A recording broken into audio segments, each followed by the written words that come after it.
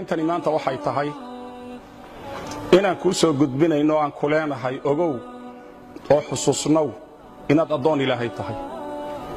inaadan iloobin wixii lagu abuuray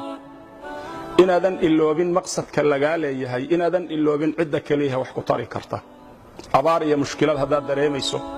hadaad awlaad la'aan dareemayso hadaad caafimaad la'aan dareemayso hadaad maxaan ku dhahdaayay masiibo iyo dulmi cid ka haysta jiro Ilaahay inaad xasuusnatoodan iloobin weeye fariinta saddex misaal baan ku siinaya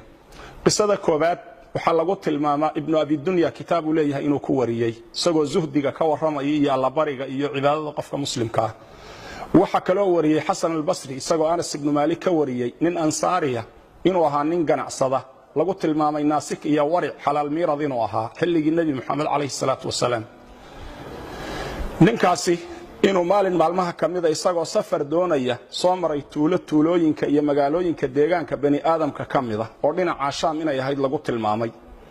ninkii waxa uu warsaday cid gaadiidlaya oo uu kaashado oo uu weheshado oo dariiqa marisa waxa loo sheegay nin dadka ka kireeya fardo ninkiiba farda iyo gaadiid ka kireeyay ninkaas oo tuugaha asalkiisa yaa markii wadadii dhexda la sii marayay wuxuu wadadan inagu leex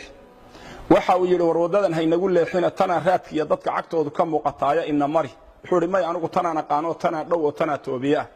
wadadii ayuu ku hormaray ninkii dabeedna markii hawd halkaas ah kayniya dhul qariiba la dhex maray iyo togag la maraayo yaa wuxuu tusay lafadad badan oo dhintay waxa uu ku yiri intaasoo aadama ah aniga ayaa dilay waxaana u qoonsaday inaan furto oo sidaan adiga maanta qaadicu dariiqa kuugu ahay aan maalkaaga iyo dhiigaaga banaysto wuxuu ku yiri maalka iska qaado laakiin dhiigayga ii badbaadi awlaadayda iyo ehelkayga aanu noqdo hooyadayba kaligay dhashay sidii loo hantaatici lahaa ayuu aad u calacalay wuxuu ku yiri inta aan dilayba hadal fiican way yiraahdeen qofna sakama maqal waxa uu yiri waxaan ku yiri war afar rakacadood intaan tukanayo ma ii kaadin kartaa mar hadaad dilayso markaas wuxuu yiri waxa tukataa inta aad rabto waxa uu yiri waxaan bilaabay salaad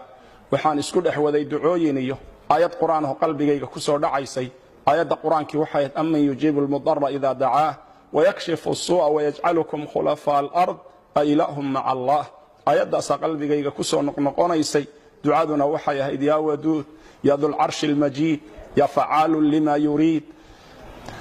ducooyinkaas ayu akhriyay aghithni ya mughith wa aghithni bi ku'al ali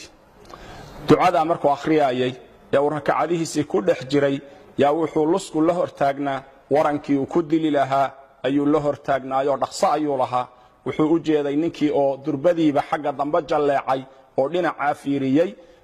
isageena salaadii intuu ka baxay buu fiiriyay dabeedna waxa uu arkay nin faras wata oo aad u soo ordayo waadiga iyo toga dhinaca hoose ka soo socda waran ololayana gacanta ku wata ninkii ayaa ku dhuftay markaas uu ninkii dilay waa weydiiyay oo wuxuu ku yiri ilaah baan kugu dhaariyay yaa tahay wuxuu yiri anigu malag baanahay u xil saaran amman yujibul mudarra idha da'aahu wa yakshifu as-su'a wa yaj'alukum khulafa al-ard anigu dadka mudariinta wadooyinku markay ka xidhmaan dadka ilaahay u laabta dadka alla waafajiyo inay ilaahay u noqdaan kuwaas anigu iska rabtaagaa buu dabeedna wuxuu yiri yaa muqiith waqifni marka lahayd albaabka koobaad ee samada gariiray markaas samadana lagu garaacayo garaaceedii ka fadhii weynay buu yiri markaas aniga la soo diray inaan adiga ku kaalmeeyo waaniga ku kaalmeeyay buu miyaan orod yara mar hadaan inta kugu soo ajiiban kuugu imid walaal waxaan ku leeyahay kuma amraya waxaan ka dalbayaa sin xariisa shariidka kooban oo aayadaha quraanka iyo xadiiska iyo qisaska islaamiga ku duuban yihiin cid aad gaarsiin karto dhan gaarsii inta kuugu jirto dhan la sheer garay